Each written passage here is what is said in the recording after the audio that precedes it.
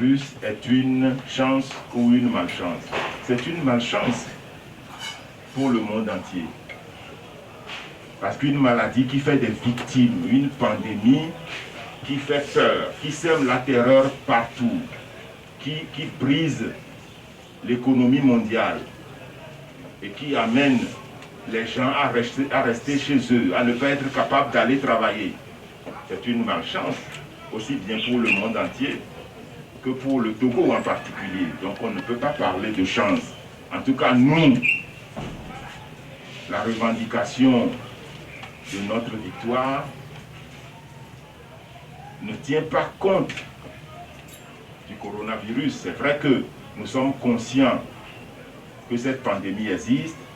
Nous prenons des mesures et nous déplorons le fait que le gouvernement ne prend pas suffisamment conscience de ce que la pandémie existe et ne prend pas des mesures pour protéger les Togolais.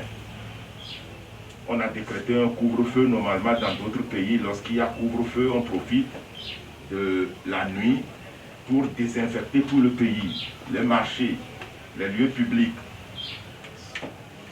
On ne le fait pas pendant les couvre-feux. On circule quand on voit des gens qui ont des occupations, parce que parfois il est possible que vous ayez des occupations pendant la nuit, votre enfant est malade, vous êtes retenu, votre moto est en panne, votre véhicule est en panne, eh bien on rose proprement les gens. Voilà.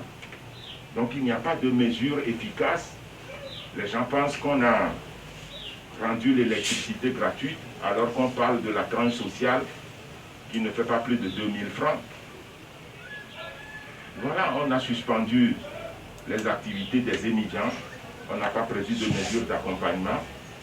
Depuis ce matin, on parle de 20 000 francs par mois qu'on allait leur attribuer. Donc voilà les insuffisances de mesures de la part du gouvernement qui montrent son insouciance vis-à-vis de ces populations. Et pendant qu'il y a ce coronavirus, on s'acharne contre un leader, on veut le convoquer au SRI. Personne ne sait le lieu dans lequel il va être reçu. Personne ne sait ceux qui vont l'interviewer. Tout ça est dangereux quand même. On ne peut pas se permettre ça pendant que le monde entier se préoccupe de prendre des mesures contre le coronavirus et notre État se préoccupe d'arrêter un leader politique qui ne fait que revendiquer sa victoire légitime à une élection.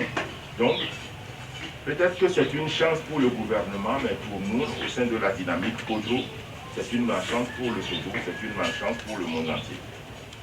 Alors, pourquoi est-ce que